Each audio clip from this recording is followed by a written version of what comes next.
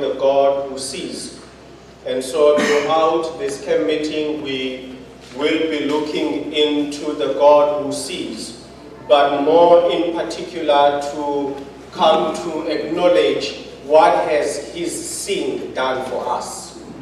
Are we still together? Of course, it's a thing that comes at a time when we are doing camp meeting, and traditionally, camp meeting for us is related, more strongly related to the Feast of Tabernacles in the Bible. That is the feast that it is related to. It belongs to one of the last three, or rather it's the last three great feasts of Israel, okay? And the three great feasts were the Feast of Tabernacles, which is this one, camp meeting, or sometimes called the Festival of Booths. And then the second one would be the Day of Atonement, and then would be the Feast of Trumpets. And of course, the three of them are triplets in the sense that they conveyed a message or a similar message. They were sending a similar message. For example, when you read about the Feast of Tabernacles in the Bible, God says, have everyone leave their houses and gather in booths for 7 days, and let them all be dressed in white linen. Okay? And the reason being, as if Moses wants to know, why would we do that? Why would we leave our houses when we celebrate this feast and go and live in tents and wear linen? And God says, so that you may remember the Lord who sustained you for 40 years when you had no homes. And remember the Lord who kept your clothing before you could change clothing. Amen. This is so you may know that He sustains. Even when you were in the wilderness, He was your God. So shall He be your God even in Canaan land. Amen. So the Feast of Tabernacles, and I say this without I'm looking down on any modern day practice. Please don't read me wrongly. But there was a significance about people going to camp together. There's a significance about leaving the cars behind. There is. It's about remembering the God who was with you before you could afford a car. That is what this feast was about. So I'm not taking away any spiritual lessons from you, but I think in the context of the Bible and what God wanted to teach, driving here every day misses the point. Because the feast was about remembering the God who was with you before you had everything you have now.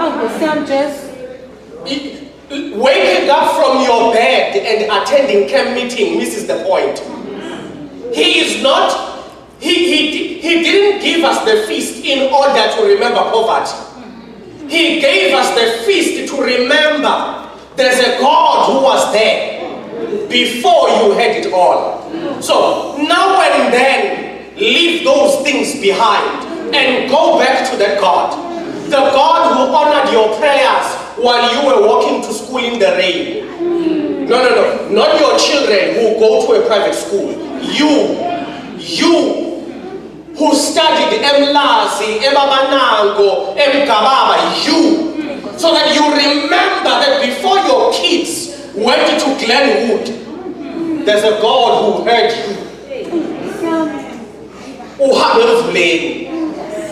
That is what this feast is about.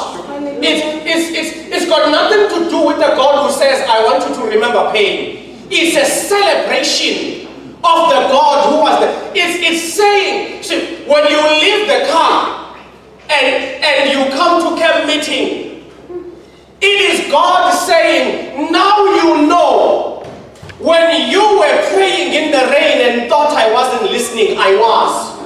Amen. How else could you leave the car if I wasn't listening?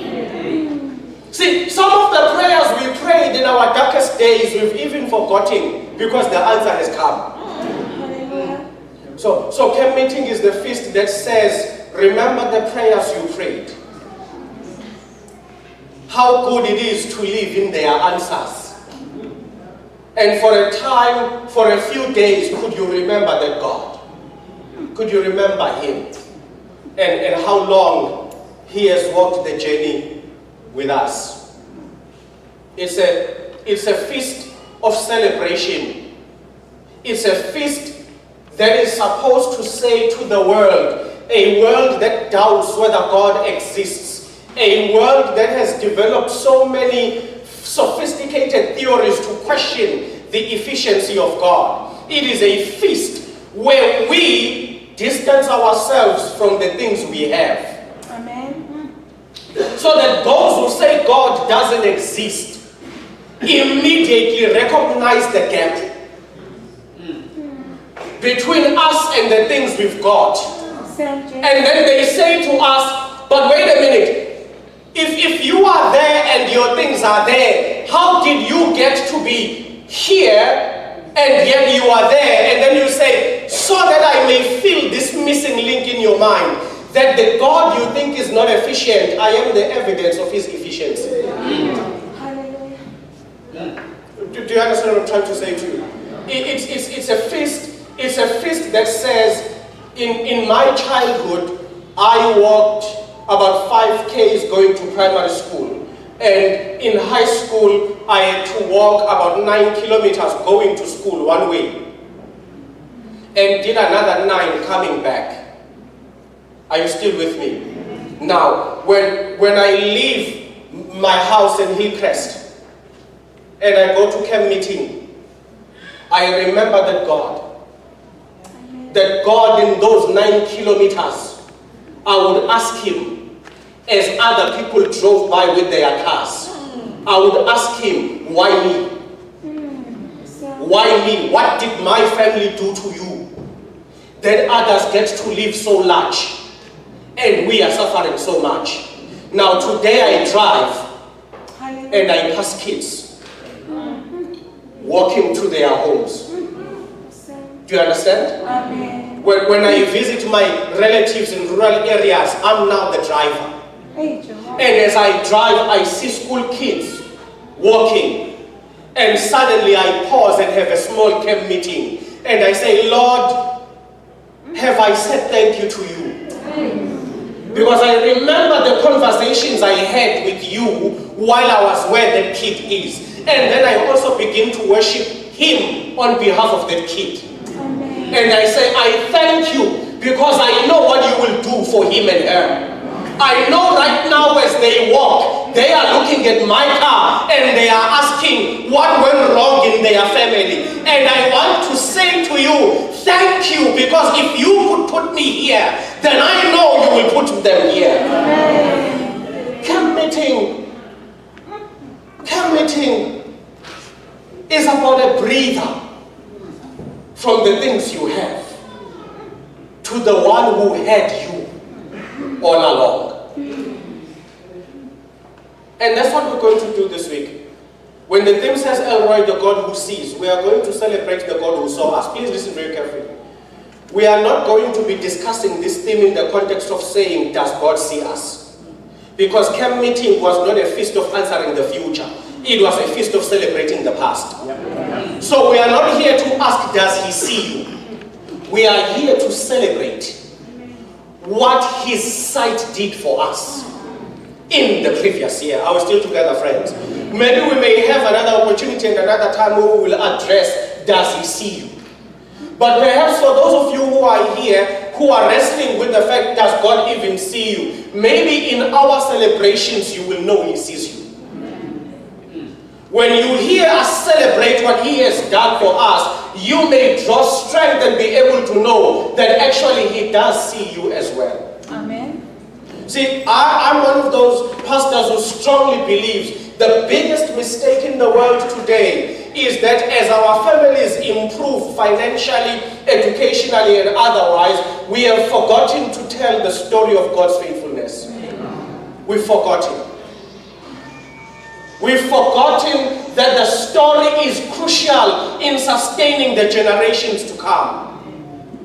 We've forgotten to demonstrate for our children. Because you see, when you are born and at home, there are 2 cars.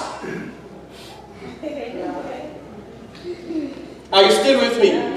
You may just, when you are born and at home you have 2 cars and you live in a nice neighborhood and you go to a nice school and you drink Woolies water, which transforms your language and linguistic skills, you may fall into the trap of then thinking, when you face problems there, at that level, you may fall into the trap of thinking God is useless. Not knowing that you are a product of generations of prayers and faithfulness. So, for me it's critical that camp meeting doesn't just become a church event. I think camp meeting is the time. Now this is where the camping matters. Because in the isolation of your assets and your work and everything, when you are on leave and you are camping wherever you are camping or whatever it's called, when you are there, that's when you get an opportunity not just to celebrate camp meeting with the church, but I believe camp meeting is also that time of the year when families need to open the old stories. See, for me, camp meeting is that time of the year where during this week, you can even suspend reading the quarterly lesson and let every evening prayer at home be a testimony of where you guys come from. Because it is the season to tell whom God has been. See, please understand, I'm still just talking about camp meeting before we talk about the theme. For me, camp meeting is very crucial because it's a journey. It's a journey. I had to take my sons and drive with them from the first place where I remember us living. And we went down to Pietermaritzburg, Emakhibise, Watambuza. Are you still with me? And I took them to Sweet Waters, where the family comes from. And we went to a place in Pietermaritzburg called Entabeni, where I grew up. And as we moved these milestones, their question was one: did you really live here? So when we drove back on the N3, coming towards where we live now, then I was able to say to them, now you know that should you not understand anything tomorrow, remember there's a God who's on a journey with us. Who's on a journey with us. And my story is a story that contributes to your story. If he took me and put me here, I cannot predict where you are going, but I can confirm he has a plan.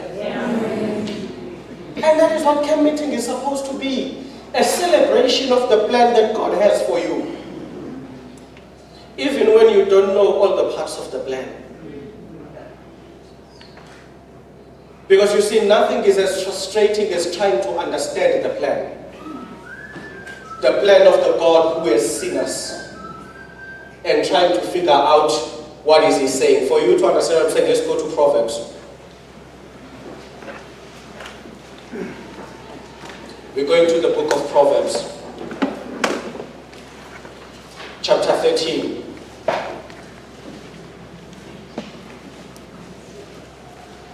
Verse 12.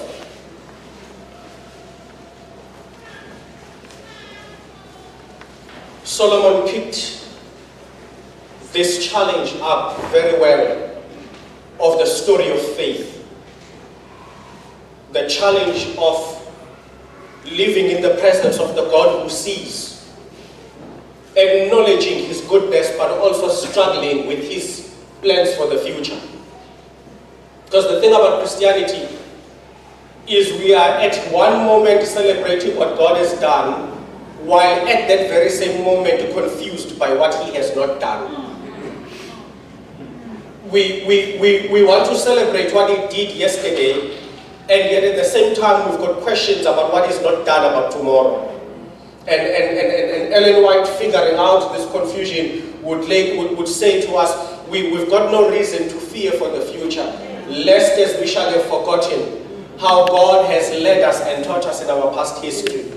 And Solomon would put it in a much more realistically crunching way when he says to us, hope deferred makes the heart sick, but desire fulfilled is a tree of life.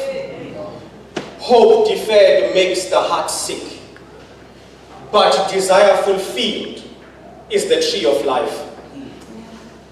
Some years ago in my ministry, I met a woman who was sick. She had been diagnosed with cancer and she had been fighting cancer for years. And one of her daughters came to me and said, "Mfundisi, you've got to help. My mother refuses to take treatment anymore. And she's going to die.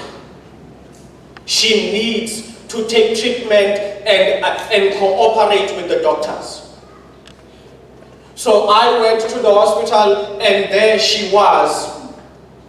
And I met her and she smiled, and I'm like, "Pastor, so good to see you. Thank you for the visit." We spoke about many things, light things, before we got to the prayer part. And then she says to me, "I know why you are here. You are here because my family has told you that I no longer want to participate in this process. I want to get out of this place and I don't care what happens." And I said to her, "Well, in part, yes, I am here because they said so. But I'm also here because I want to hear what made you say so." And she says to me, "Pastor, you know there is being sick. And then there is being sick of being sick." And she says, "I'm not at the level where I am sick. I'm at the level where I am sick of being sick. I am sick of being hopeful. I am sick of taking the medication." Says, it's not the disease that bothers me now. It's the journey to the medicine cabinet. When I leave the bed and I know my life is in that cabinet. It's the steps I take walking into my bathroom, opening that cabinet. That is what I am sick of. She says, "Pastor, I can survive the disease now. What's killing me is I'm sick of being sick. I'm sick of visiting doctors. I'm sick of needles going through me, pumping blood. I'm sick of receiving results. I'm sick of talking to my medical aid. I'm sick." It's just, and I said to her, "Is the medical aid giving you a problem?" She says, "No, they are paying for everything, but I'm sick of them paying."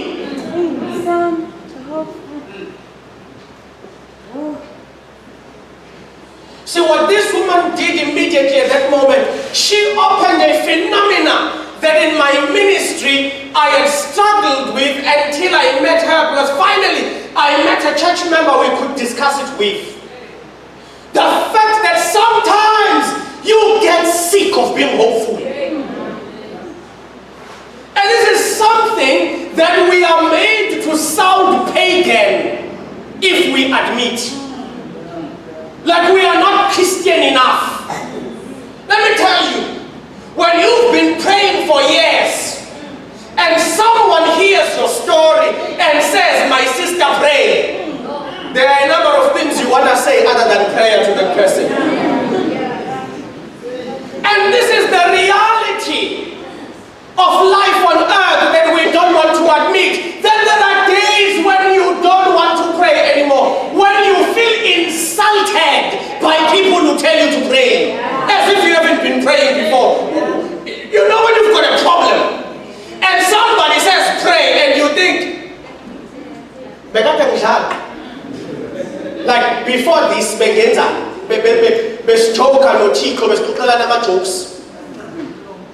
That's the reality of life on earth. And Solomon says, we are here and we are trying to make life worth living. Amen. And the reality is, there are days when we just don't want to breathe anymore. That's what no one wants us to admit, because it sounds like the Bible. Because truth be told, we are not saying Jesus isn't there. But there are days when we are saying, you know what, Jesus, if I was you, I'd be doing a better job than you at being Jesus. Sam. Oh, come on now. Let's not act like we haven't said that before to Jesus. Are you with me? There are days when you feel like you need to call God in for an interview and ask, wakhetwa kanjani? Ubani lo wambeka? Ngoba ngempela uma ngabe ngibheka indlela owenza ngayo izinto empilweni yami, ngicela ukuthi ngibize vote of no confidence. Now, this is the challenge of existence. This is the challenge of existence. And again I say to you, we walk into church every Sabbath in a camp meeting like this, and we are feeling like this, but we are desperate to hear a message which becomes an opiate. In other words, instead of addressing how I feel, it activates my emotions to think I feel better. Because the reality is, there is somebody here who is in a marriage and they have prayed. They have loved. They have served. They have attended every couple's retreat. They have even attempted delivering food, walking on their knees. And after everything they've done, their marriage is sinking. What do you want to say to that person? Pray. And so Solomon says, but I know where you are. It may not be something many people want to admit, but here's the reality. There comes a time when a delayed hope sickens you. In other words, when you are waiting for God to come through, and He doesn't, you get to a point where you are sick of being faithful. Okay, I can see I'm dealing with saints here whose prayers are answered instantly.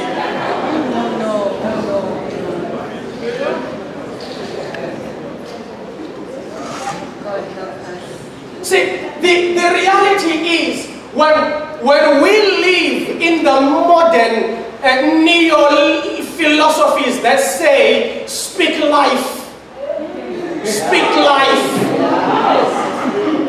speak positivity. Try speak positivity to an empty bank account. Let's see how many numbers it will add after your positivity. Speak it. Open your phone, look at your bank account and speak life.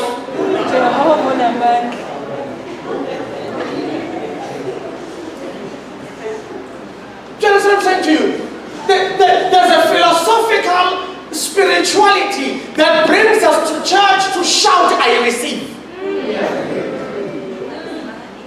And we all shout, I receive. And as soon as we are done shouting, I receive, others walk out, and yes, they walked into the X5 they received. You walk back into the empty fridge.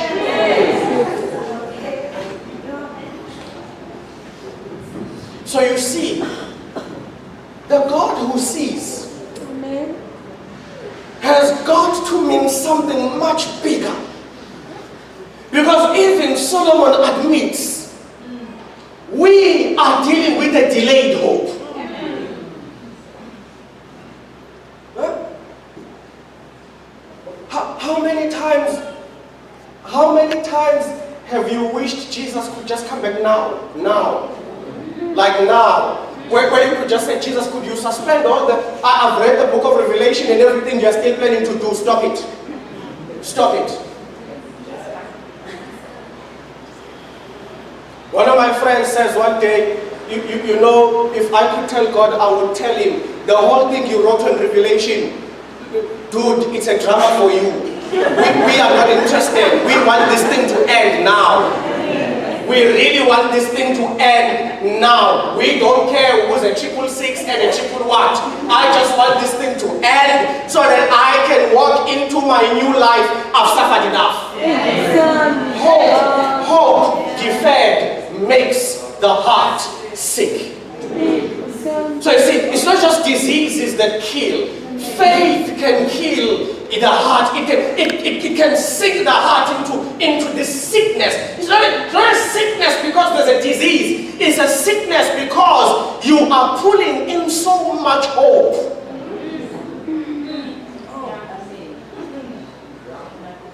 And just enough hope for today. And then you go to sleep and wake up tomorrow morning and heaven says the answer is not here yet. And then you go deep for more hope to just drag you another day.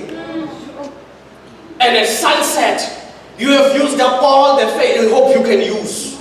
And as you go to bed, you're thinking, God, I really hope today is that day.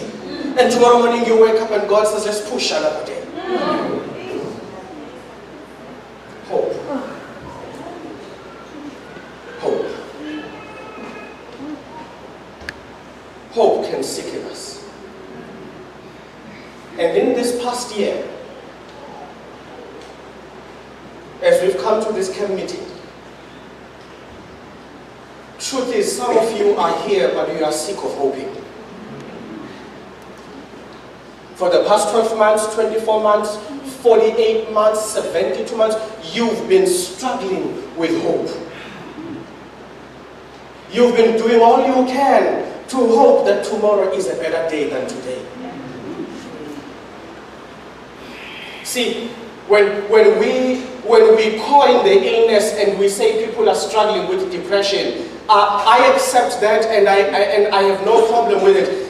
My only extra to it is, let's not even get to the level where it's called depression. People are struggling with it every day. By the time it's called depression, it's already changed names. It begins as hope.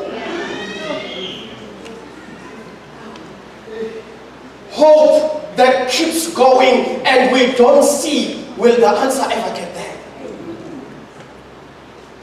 Building up to verse 12, Solomon says in the previous verses, we have become so hopeful that some of us even have to fake who we are, hoping that it gets us to the object of hope.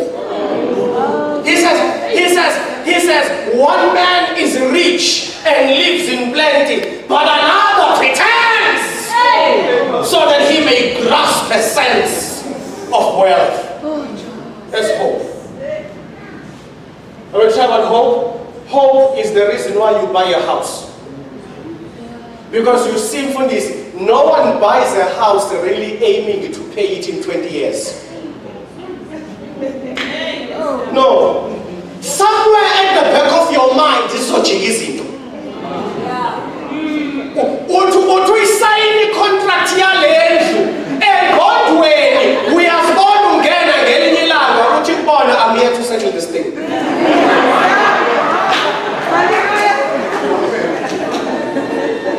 So, hope gets you into a very long contract, telling you will short-circuit it somehow. Amen. No one buys a car wanting to pay it off for 5 years. We are all very clear. In 5 years' time, our cars will be annoying even to us. So when you buy a car, something in your mind says, "Yabona kwala into ngisayipusha." Uma jele yahlangana nale.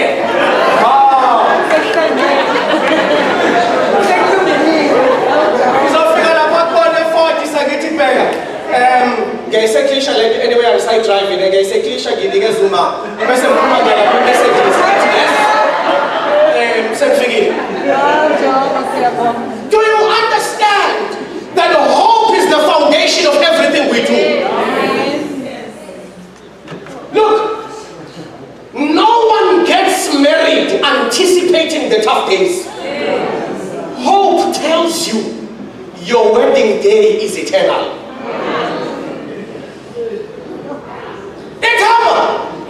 Ithemba libukisa unkosikazi nifunga phambi kaJehova.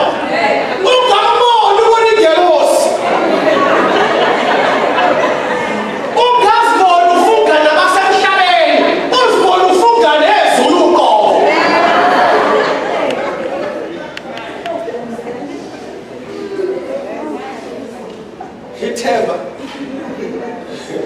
Ithemba likwenza uzibone bubble bath with the roses every day. Ithemba lelo. Hallelujah. Ithemba likwenza uzibone unikwa amaflower every day emshadweni wakho. Ithemba kwala ngisho nomuntu ozomshada eseke aphoxa wamxolela. Ithemba linendlela lokushaya amnesia.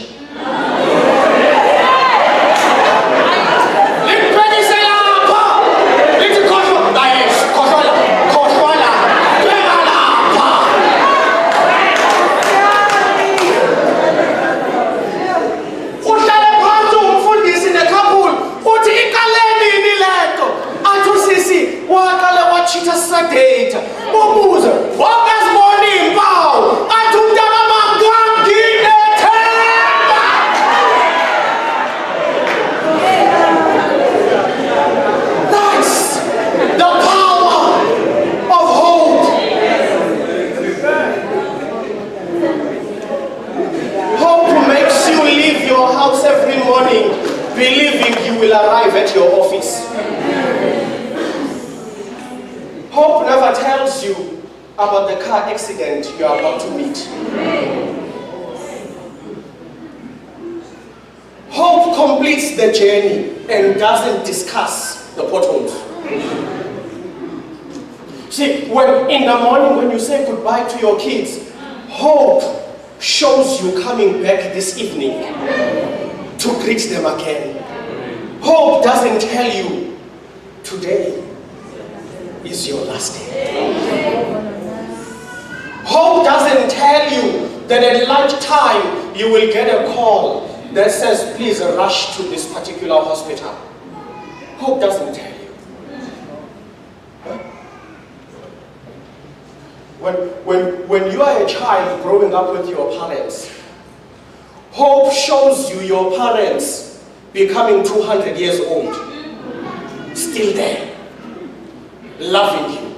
Hope never tells you they may die while you are a teenager and you will suffer after that. Hope makes a pregnant woman dream of herself holding a baby. Hope doesn't tell her the child will be a stillborn.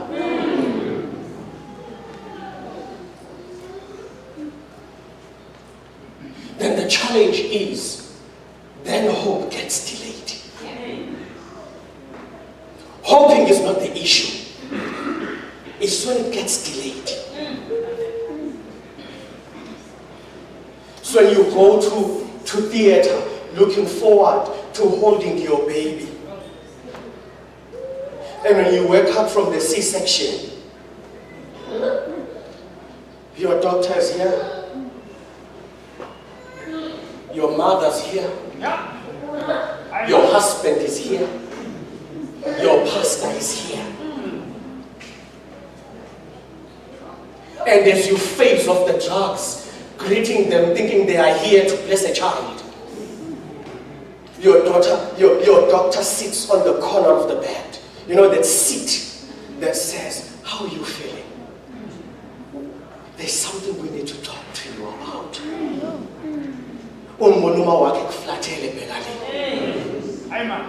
Hope never told you you will come back home alone after 9 months carrying something. On that morning, then hope is delayed. You study for years. You give your best. You graduate, you get a job, you work, you give your best. Hope doesn't tell you that one morning, seated on the desk, HR manager comes to you and says, can I just see you for a moment?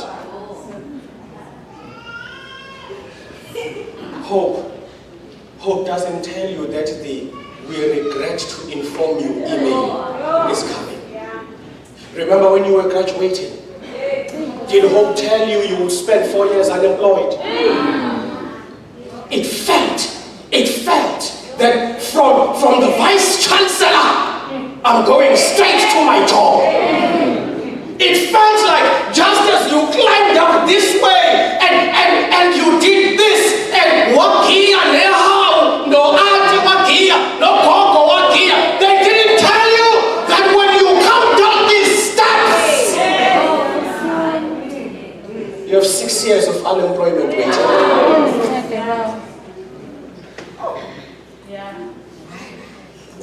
When you get a call to be a pastor, hope doesn't tell you that there are days when you will not have enough petrol in your car, yet you work for the most powerful man in the universe. Hope didn't tell us that the same people we work night and day for their salvation would also be the first to assassinate us when we make mistakes. They didn't tell us that. We thought we would walk this journey with you blissfully till the trumpet sounds.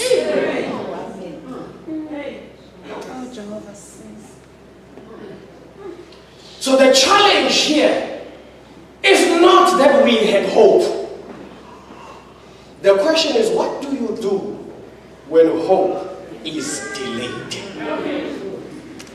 Because what Solomon is telling you is, rest assured, hope will get delayed somewhere, somehow in your life. It won't happen every day, it won't happen on everything, but there is a time when hope will be delayed. What will you do that day? That day when hope is delayed. What will you do? When hope delays for 8 years, you are unemployed. What do you do in those 8 years? Because you see, the Bible is also not worried about after the 8 years, because the same text confirms, yes, the delay of the hope will come to an end. Somewhere on year 9, you are going to get a job, you are going to start your own company, whatever it is. So we are not worried about being hopeful. We are also not worried about when the hope is answered. Let's figure out this phase in between. What do we do, while hope is delayed?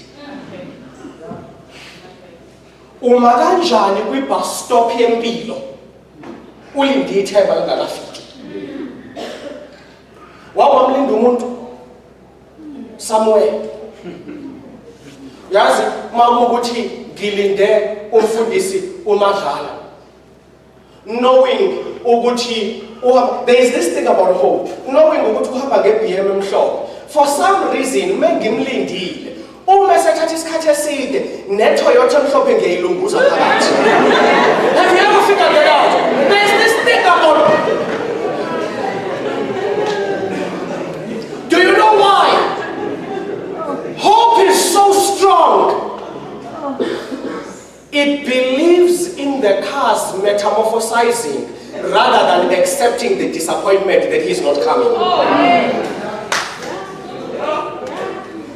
Come on now. Hope is so strong. It chooses to ignore facts and rather hope for a miracle. When hope has reached a moment where facts say things won't work out, hope doesn't die. Hope moves to the impossible. Because hope refuses to give up. What a beast of a thing.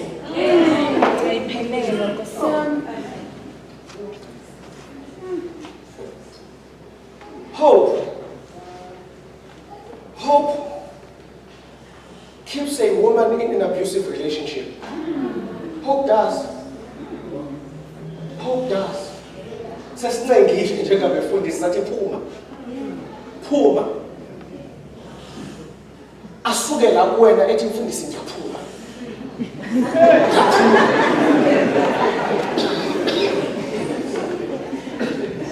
Angene emotweni, drive out of your property.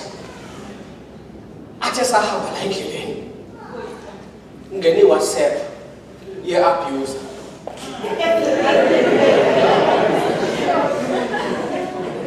Athi yazi indlela engikuthanda ngayo nami ngivele ngingazi ukuthi yini le yenzakalayo. Ngoba ngiyithanda le nto engikwenza yona. Bese liphuma ithe.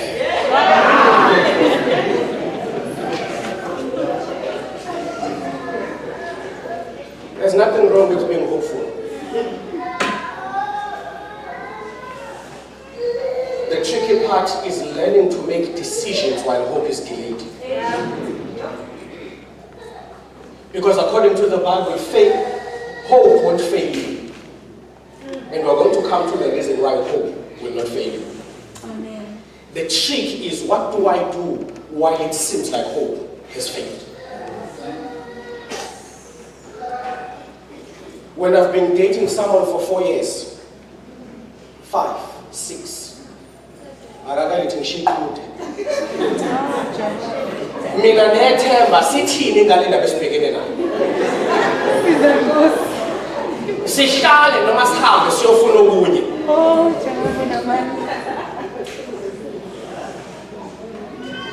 Ngoba into yaziyo ukuthi lo 7 years awuphindi ubuye.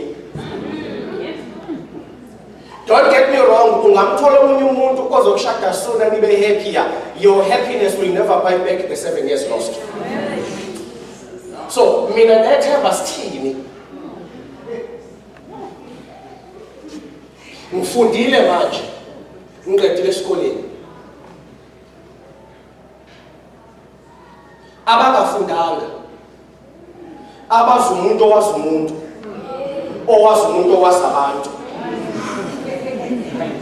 Bayangidlula la emgaqweni. Mina nethemba sithini ngalento. Oh. Please join me. I want us to ask the real questions. Sithini ngalento. Yokuthi bengenayo ngisho qualification bayiwina le tender yalento. Sithini ngalento mina ngisalindile. Ngihlalele ethembeni. Baze bona bangipha ama-lift. Mina ngifuna ukuya esabatheni. Kanjani? Ngesikhathi udokotela engitshela ukuthi ngine-cancer or ngine-HIV.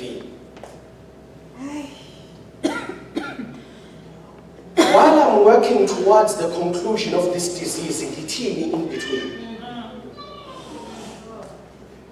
When the doctor says I'm HIV positive, fine. We are all now on the same page. I may die sooner than I would have liked to. Done deal. Still in between. Still in below. Do I get married? Do I not? Do I have kids? What do we do while hope is delayed? And Solomon says, and a fulfilled desire is like a tree of life. And then I went back and reread it to see, could it take a much clearer shape?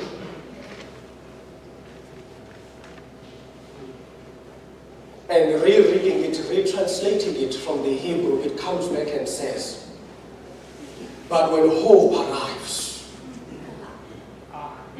an eternal tree grows. Hallelujah. Oh, hallelujah.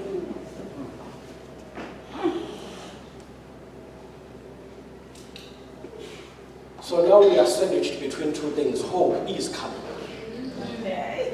And when it arrives, it will be as though you never suffered. But what do we do today? What do we do today? I come to give you a very simple, straightforward, non-motivational biblical message. Amen. While you wait, God sees you. Amen. I'm not going to lie to you and give you false motivation. You will still wait. I'm not going to tell you why he makes you wait, because man, that guy has got a complex brain. Amen. And he has chosen not to tell any of us why he does things the way he does them. So, I could preach right now a motivational message, a T.D. Jakes type of thing, that's going to make you stand up, shout, and have your hands in the air. Here's what's going to happen. When you leave tonight, your fridge will still be empty. So we're going to deal with faith as the Bible teaches us. Amen. Not as emotional manipulation teaches us. Awesome. Here's the reality. You will still wait a bit longer. Your only solace is he is with you. He's there. Something in you says, when he comes, I will ask him, why did he take this long? I have a biblical proof that he won't answer you. You are not the first to question where he's been while you were suffering. He has answered none of them.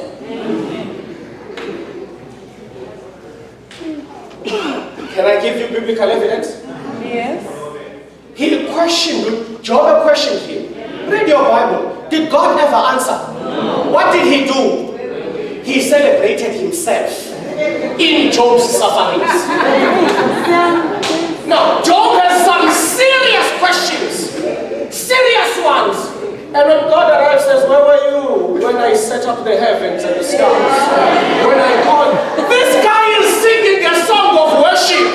When I have questions about my children dying. You think Job is the only one? I'll give you another one, Gideon.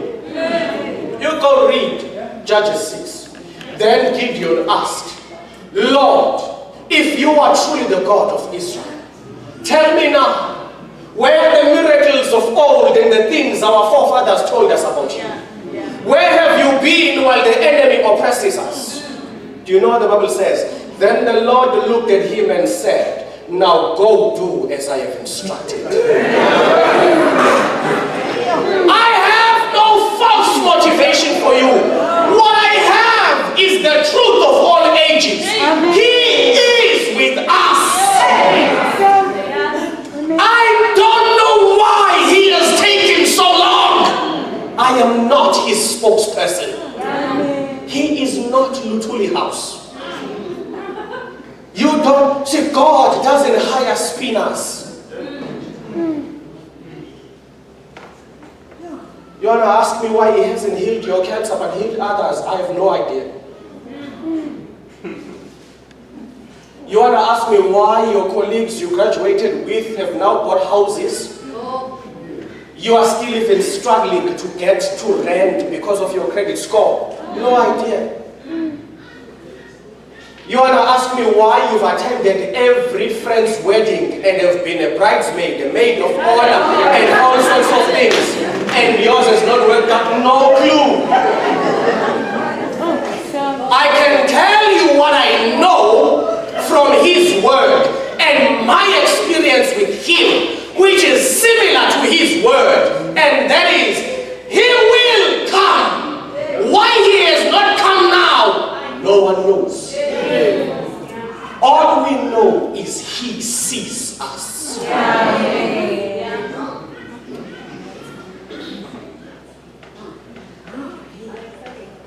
I wish I had the stamina to preach this motivational, emotional manipulation.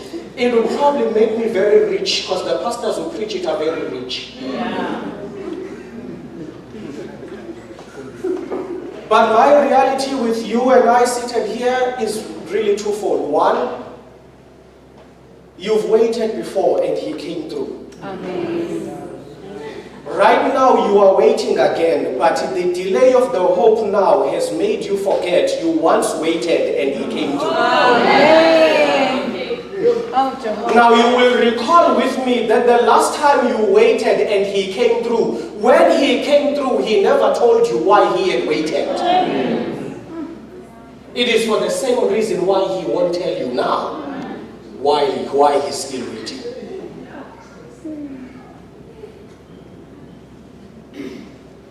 I wish I could hit you with some hypnosis and read your palm and tell you that somewhere in heaven, God is still working out big things for you. I have no clue. What I know is he sees you every day. Amen. He sees the hope you dig inside. He sees what it takes for you to wake up. Amen. And all I know is you are pushing between two things. Hope that will never die. Amen. And hope that will be fulfilled. Amen. In between, only his presence exists.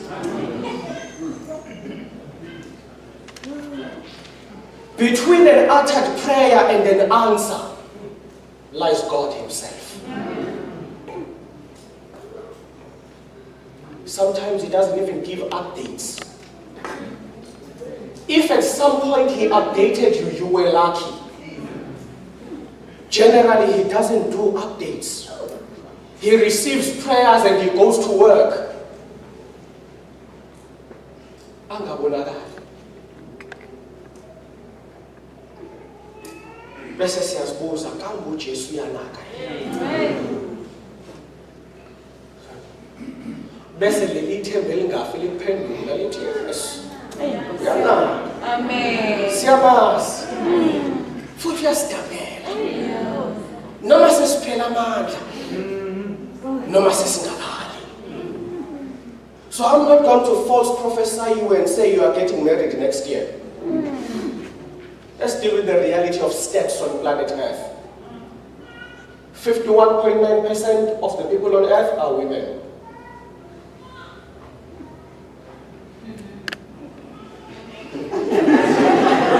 You've kind of figured out there are not enough men.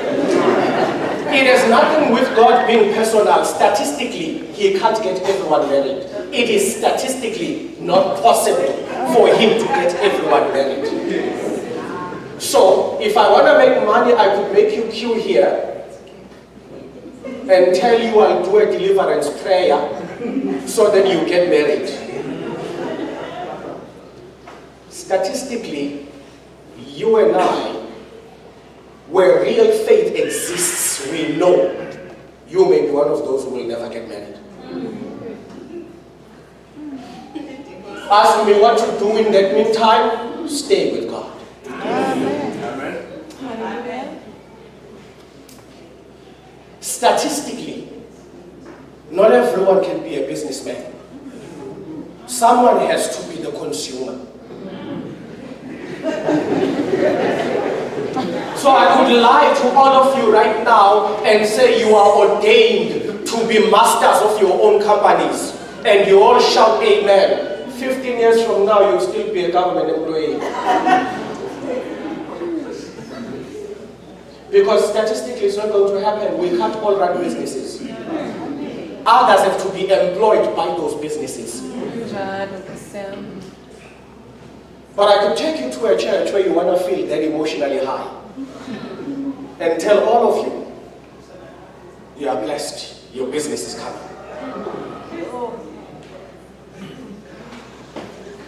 100% biblically, I know that God heals diseases. I have prayed for people and he performed the miracles. Amen. 100% I can also tell you I prayed for others and they died.